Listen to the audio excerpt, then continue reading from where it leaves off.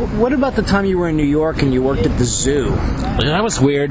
My poor mother, you know, she was in and out of lucidity, and I wrote my parents a short note saying, oh, my roommate, who was this degenerate guy named George, who worked as an actor for Coppola, because Coppola had found him out in L.A. He was a whacked-out Vietnam vet, and he became part of Coppola's repertory company. He ended up sharing the room in my studio apartment, you know, sharing the rent in New York City, and he got me this job. He was working for this concentration camp survivor and his wife, who ran a string of small sex establishments in the late 70s and early 80s before the disease scares put all that stuff out of business.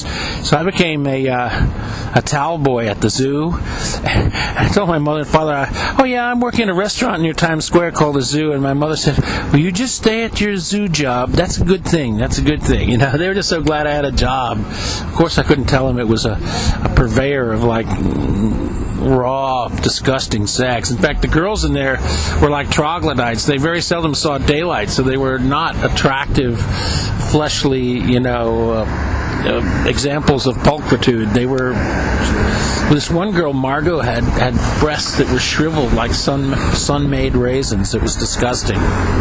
They had a girl like Roller Girl, though, from Boogie Nights. This girl, her name was Jody or something. She had long, wavy, black hair. Naturally, my roommate George claimed that she was his main squeeze outside of his girlfriend and several other women he was shacking down. But from the zoo, George worked there as a doorman, and he got to go with, you know, Olivia or Jody or whatever this girl's name was. She had roller skates. She used to roller skate into the place, you know. The main doorman was a guy who had been a college classmate of Tobe Hooper down in Houston, Texas, or Austin, wherever Tobe Hooper went to college.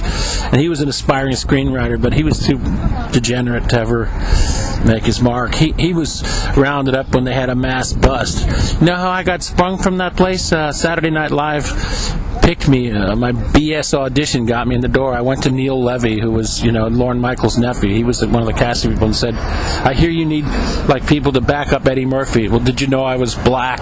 He was so outraged. He took a look at me. I obviously don't appear in any way black. They hired me, and I started working bits on Saturday Night Live. The zoo gave me a going away party. 2 days later, the whole place got busted. So the zoo, you really were, so how long did you work at the zoo? It was like, that was my version of Boogie Nights. I worked at the zoo for about 6 weeks. My friend George, he worked at their other establishments, Ecstasy, and this other place I can't remember the name of, where they had mirrors and fountains, and it was a little fancier than the zoo. The zoo was total crapola. Their main ornament was this gigantic polyester purple gorilla that was suspended from a cage made of like styrofoam over this subterranean entrance to this old building, the basement of which was the zoo. And like by the time I went to work there, the ape was already covered with like street soot and spider webs and cobwebs. You know, it looked horrible. I mean, everything in that place was filthy. They had to like clean the main floor areas and the sex areas, which were basically tumbling mats in plywood alcoves painted jet black. And they cleaned those areas with Lysol, but it didn't do much good. Oh yeah, in addition to being a towel boy, I was also the the VHS changer. I would pop the cassettes of Behind the Green Door. And by the way, I knew the guy who co-wrote Behind the Green Door. Hey, how's it going? Is that real? Talk about the time that guy at the zoo scalded himself. Oh, how did you remember that, man? Because it was a memorable story. Skip, yeah. I used to work in the old days when I had those. Yeah, this is like something out of Next Stop Greenwich Village. While waiting for my big break in show business, I got a job as a doorman in one of those open-door sex clubs they used to have. And a guy who was a professional worker in one of those places, he was like, he had a third-grade education. He was the hot table man. He did all the chafing dishes. The menu there consisted of thawed chicken wings for the girls and the customers, you know. And one time he was trying to show off for one of the girls, and he was balancing 2 flat pans of boiling hot water, and one flipped up in the air and landed on his back. This poor guy ran out in shorts and bare chest onto Times Square with his welts developing, screaming, "Ah, I'm burned!"